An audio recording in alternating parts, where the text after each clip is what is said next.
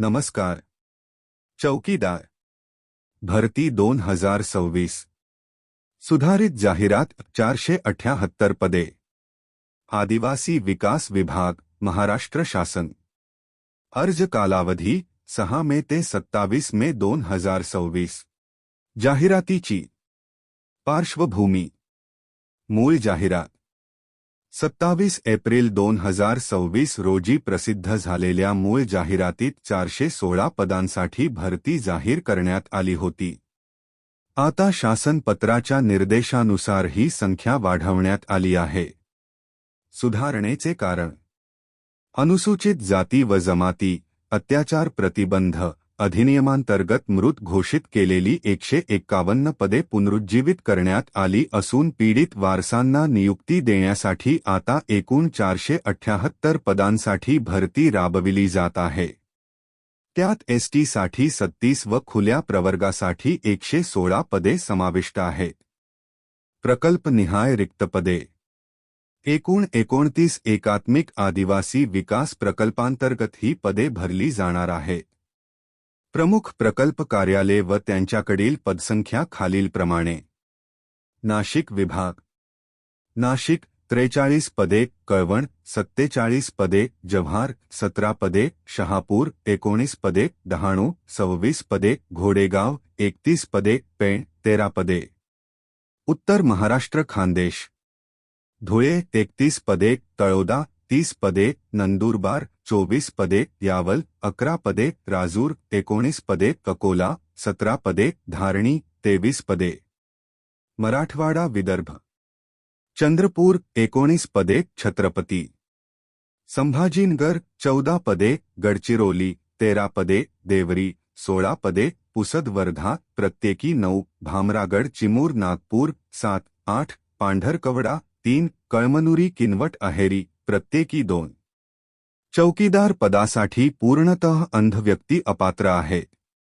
ज्यांनी 27 एप्रिल 2026 च्या जाहिरातीनुसार आधीच अर्ज केला आहे त्यांना नव्याने अर्ज करण्याची आवश्यकता नाही. पात्रता.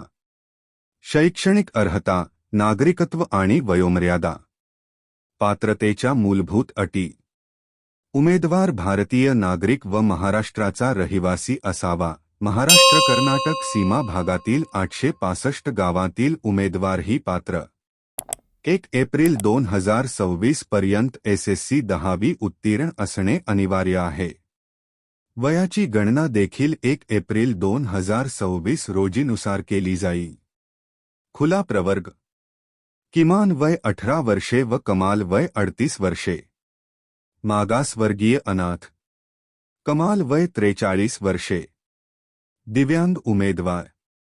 किमान 40% दिव्यांगत्व आवश्यक. कमाल वय 45 वर्षे. एसएडीएम किंवा केंद्र शासनाचे नवीन प्रमाणपत्र आवश्यक. माजी सैनिक अंशकालीन. माजी सैनिक सेवाकाल +3 वर्षे. दिव्यांग असल्यास 45 वर्षे. अंशकालीन उमेदवार 55 वर्षांपर्यंत. परीक्षा. परीक्षा पद्धत, अभ्यासक्रम आणि शुल्क. परीक्षा स्वरूप. ऑनलाईन, कम्प्युटर बेस्ड टेस्ट पद्धत. माध्यम फक्त मराठी. कालावधी 2 तास 120 मिनिटे. एकूण 100 प्रश्न 200 गुण. उत्तीर्णतेसाठी किमान 45% गुण आवश्यक. अभ्यासक्रम प्रत्येकी 50 गुण.